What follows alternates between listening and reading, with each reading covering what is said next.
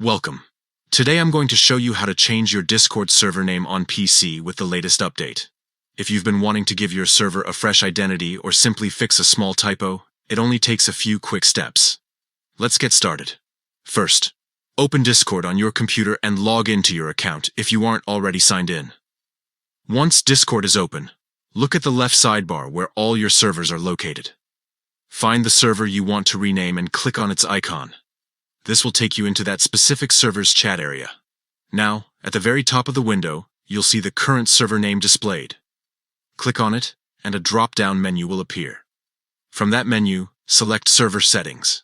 This will open up all the customization and management options for your server.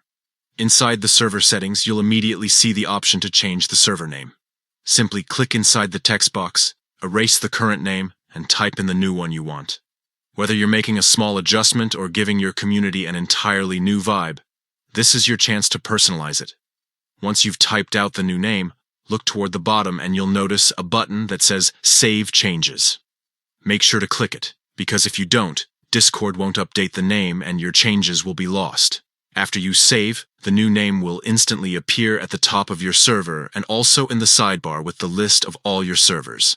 And that's it.